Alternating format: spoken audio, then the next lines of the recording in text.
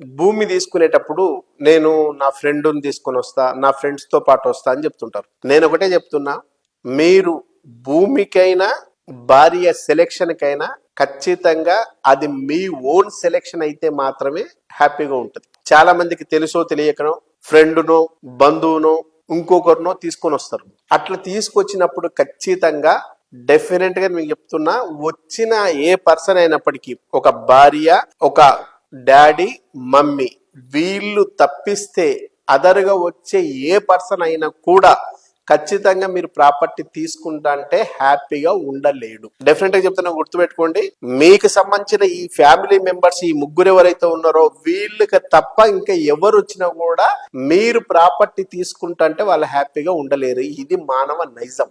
నా ఫ్రెండ్ నాకంటే ఎకనామికల్ గా బాగుండాలని కోరుకునేవాడు ఎవరు ఉండడు. 99% అబో డెఫినెట్ గా నా ఫ్రెండ్ అనే పర్సన్ కూడా బాగుపడాలి, కానీ నాకంటే ఎక్కువ బాగుపడాలనేంత విశాల హృదయం ఎవరికి ఉండదు. బంధువులైతే దాదాపు చాలా మంది రాబంధువులై ఉంటారు. నేను తీసుకొని ప్రాపర్టీ అతను తీసుకుంటే నాకంటే ఇక్కడ బాగుపడిపోతాడు అనే ఈర్ష, ద్వేష, రాగద్వేషాలు చాలా చాలా ఉంటాయి. కాబట్టి వాటిని ఎక్కడ పైకి కనిపించనీయకుండా సాధ్యమైనంత వరకు ప్రాపర్టీ బాగానే ఉంది కానీ చాలా దూరం ఉందనో, ప్రాపర్టీ కొంచెం కాస్ట్ ఎక్కువైందనో, ప్రాపర్టీల ఫేస్ సరిగ్గా లేదని చెప్పోసో, లేదనుకుంటే ఇప్పుడే ఎందుకు ఇంకా కొంచెం ఆలోచించు అని చెప్పడము, ఇట్లా కుంటి షాకులు చెప్తూ ఖచ్చితంగా ప్రాపర్టీ తీసుకోకుండా అడ్డుపడే వాళ్ళే చాలా మంది ఉంటారు. సో మీరు సెలెక్షన్ చేసుకోవాల్సింది మీతో పాటు వచ్చే పర్సన్ రియల్ ఎస్టేట్ కి సంబంధించిన ఎక్స్పర్ట్ కాదు.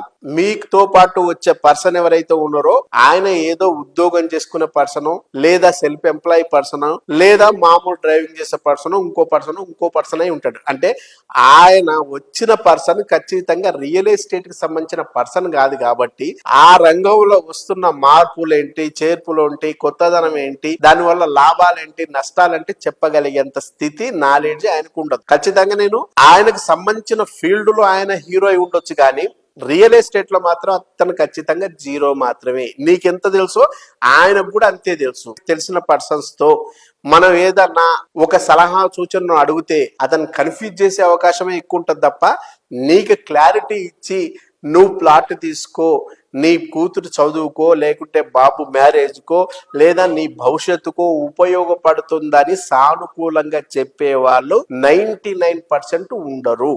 మీకు సంబంధించిన అంశాన్ని మీరే తెలుసుకొని నిర్ణయం తీసుకుంటే బాగుంటది అనేది నా సలహా.